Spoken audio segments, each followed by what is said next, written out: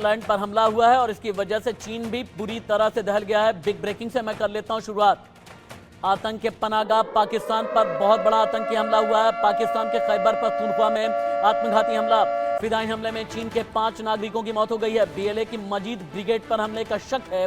पहले पाकिस्तान के naval airbase पर अटैक हुआ था और अब यह नया अटैक हुआ है। सीधे चलते हैं, दानिश रिजवी और मेजर जनरल AK सिवाच मेरे साथ में जुड़े हुए हैं। पहले दानिश रिजवी के पास चलते हैं। दानिश, पाकिस्तान के नेवल एयरबेस पर अटैक हुआ था 48 घंटे पहले। अब आतंक के पनाहगाह पाकिस्तान पर एक और अटैक। KBK में चाइनीज नागरिक मारे गए हैं, 5 लोगों की मौत हो गई है। चीन भड़का हुआ है। पाकिस्तान के अंदरूनी हालात बद से बदतर होते जा रहे हैं। KBK और बलूचिस्तान में चल क्या रहा है? दानिश, आपकी आवाज नहीं आ रही है। ऑडियो इंजीनियर से मैं गुजारिश करूंगा कि आपका ऑडियो ठीक करें। दानिश, आप बोल सकते हैं। खैबर पख्तूनख्वा के शांगला जिले के बेलसर इलाके में इजरायली हमले 5 चीनी नागरिक मारे गए और उसमें से एक ड्राइवर मारा गया। ये हमला पिछले 1 हफ्ते के अंदर आप देखेंगे तो ये तीसरा हमला है। और ये हमले में जिस तरीके से लगातार चीनी नागरिक मारे जा रहे हैं, और ये चीनी नागरिक क्यों मारे जा रहे हैं, क्योंकि CPEC की जो एक प्रोजेक्ट है उसके खिलाफ लगातार वहाँ के अवाम सड़कों पर आंदोलन करती है, उसका विरोध करती है। क्योंकि चाइना जिस तरीके से वहाँ के संपत्तियों का दोहन कर रहा है, उसके खिलाफ लगातार वहाँ के आवाज़ बुलंद की जा रही है। और ये engineer Dasu hydro power project की तरफ जा रहे थे, तब यह हमला हुआ। उस हमले में 5 चीनी लोग मारे गए। एक मिनट रुक जाएं आप। Major general retired AK Siwach जुड़ गए हैं मेरे साथ में, लेकिन बहुत बड़ी खबर आ रही है। मेजर जनरल, मैं इसी पर आपसे बात करना चाहूंगा। बलूचिस्तान में पाकिस्तान के खिलाफ विरोध होने लगा है। 27 मार्च यानी आज मनाया जा रहा है ब्लैक डे। सोशल मीडिया पर ट्रेंड कर रहा है ब्लैक डे आंदोलन। बलूचिस्तान की महिलाएं भी सड़क पर उतर आई हैं। मेजर जनरल AK सिवाच, क्या पाकिस्तान में गृह युद्ध के हालात हैं इस बार? सिविल वॉर क्या शहबाज या जरदारी या जनरल असीम मुनीर संभाल पाएंगे?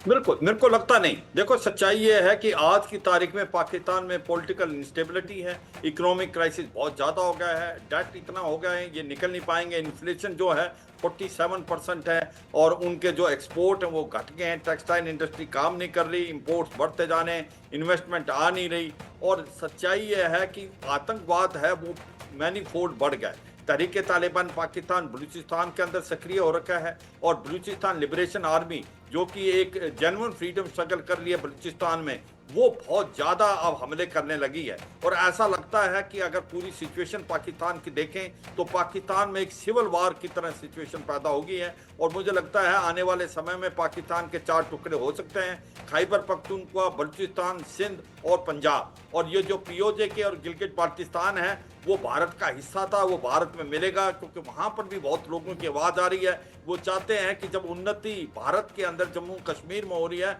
POJ और गिलगित बाल्टिस्तान बहुत पीछे रह गया है, वो चाहते हैं कि वो भारत में मिले क्योंकि वो भारत का हिस्सा था। अब बात आती कि चीनियों पे क्यों हमले हो रहे हैं। देखो, सच्चाई यह है कि जो जब से चाइना पाकिस्तान इकोनॉमिक कॉरिडोर बना है, जो कि एक फ्लैगशिप प्रोजेक्ट है, $62 बिलियन का, जो $2 ट्रिलियन BRI का प्रोजेक्ट चीन ने लगाया है, तो लोग समझते हैं बलूचिस्तान में जो कि एक मिनरल रिसोर्सेज है, जहाँ पर कॉपर, जिंक, गोल्ड, कोल और गैस और ऑयल है।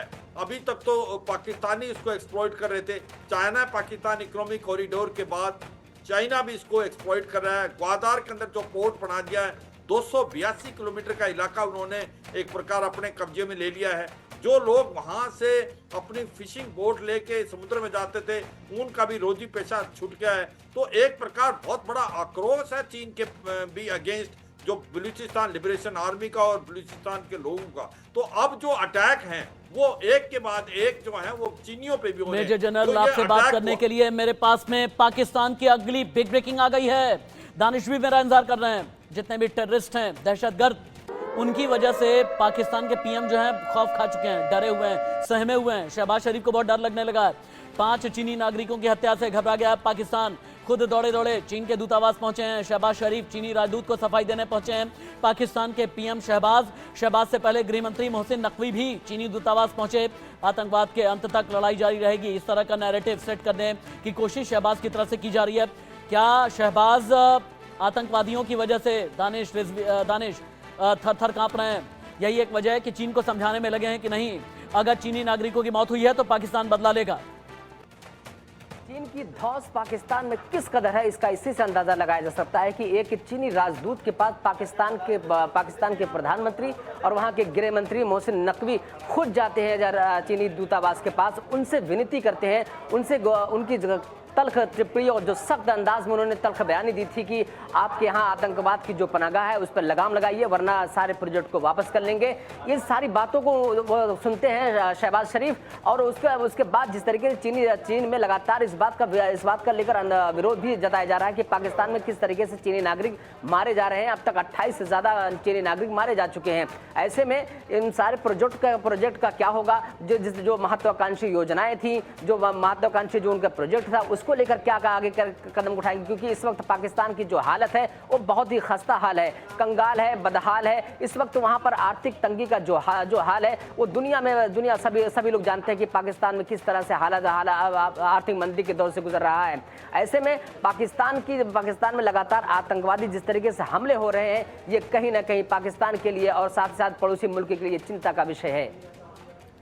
दानिश अब्राहिम, पाकिस्तान में अपनों की मौत पर चाइना बहुत ज़्यादा गुस्से में है, चाइना तिल मिलाया है, चाइना बौखलाया है। पाकिस्तान में अपने नागरिकों की मौत पर चीन लाल हो गया है। जिनपिंग के दूत ने शहबाज सरकार पर दबाव बनाना शुरू कर दिया है। हमले में शामिल आतंकियों पर एक्शन ले पाकिस्तान। चीनी नागरिकों की सुरक्षा पर बारीकी से ध्यान दें शहबाज, सुरक्षा अलर्ट बढ़ाएं, सुरक्षा को मजबूत करे पाकिस्तान। चीन ने आंखें तरेरते हुए कहा कि आपके पास 4000 सैनिक का आप दावा करते हैं, फिर भी चीनी नागरिक आपकी अपनी सरजमी पर मारे जा रहे हैं। सुरक्षा अलर्ट आप क्यों नहीं बढ़ाते, सुरक्षा को और मजबूत क्यों नहीं करते? ये चाइना की तरफ से यानी शी जिनपिंग की तरफ से पाकिस्तान को हिदायत दे दी गई है। मेजर जनरल AK सिवाच, चीन की तरफ से फंडिंग, चीन की तरफ से खैरात या चीन की तरफ से पाकिस्तान की इकॉनमी को जो सपोर्ट मिलता है, कुछ कम होगा या नहीं? मुझे लगता है कि चीन जो है अब बहुत प्रेशर डालेगा पाकिस्तान, क्योंकि चीन लगता है कि जो $62 billion China Pakistan economic corridor जो एक फ्लैगशिप प्रोजेक्ट था वो डूब गया है। ये सच्चाई है कि उसका जो 27% ही प्रोजेक्ट अभी कंप्लीट हुआ है।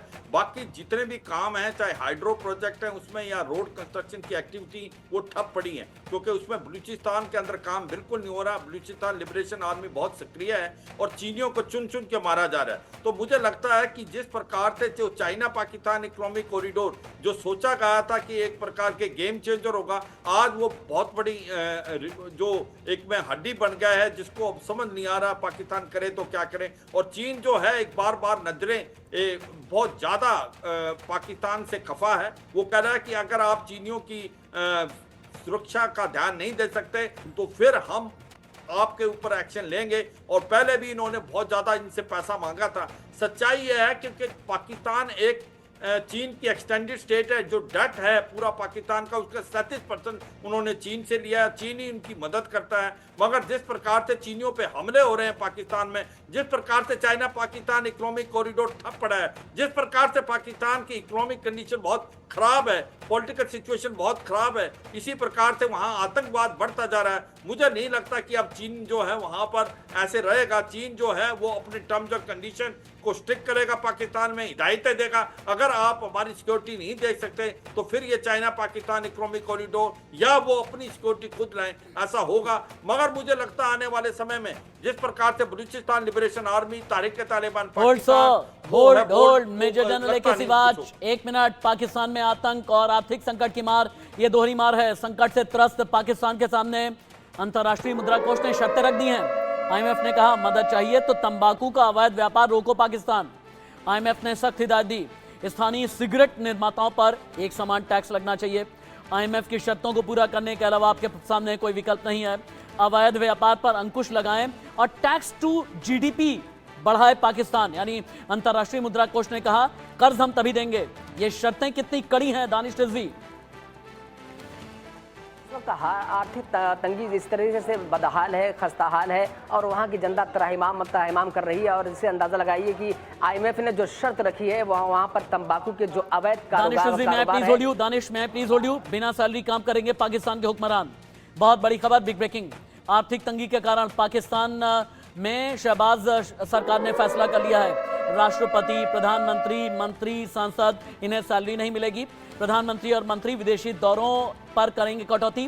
पाकिस्तान की इकॉनमी कर्ज के जाल में फंसी है। मुल्क की इकॉनमी पर 130 अरब डॉलर का कर्ज आ गया है। मेजर जनरल AK सिवाच यहां पर आप आ सकते हैं बीच में। क्या मैं कह सकता हूं कि शहबाज साहब तुमसे ना हो पाएगा? ये नहीं हो पाएगा, क्योंकि जो आपने बिल्कुल ठीक बोला कि आज जो एक्सटर्नल डेप्ट है वो 136 बिलियन डॉलर का है। इनको 4 बिलियन डॉलर चाहिए हर साल वो इंटरेस्ट देने के लिए। जून तक इनको 25 बिलियन डॉलर लोन वापस देना है। इनके पास पैसे हैं नहीं, IMF इनको लोन देगा नहीं। IMF कह रहा है आप रिस्ट्रक्चरिंग करें अपने टैक्सेस की, जिस प्रकार से आपने टबैको का बताया, और इसी प्रकार से वो कह रहे हैं कि आप जो फौजी फाउंडेशन है जो कि 88 बिलियन डॉलर का पैरेलल इकॉनमी चलाता है, उसको आप टैक्स के दायरे में लाएं। वो ये ला नहीं पा रहे हैं। मुझे नहीं लगता IMF इनको इतनी जल्दी लोन दे पाएगा।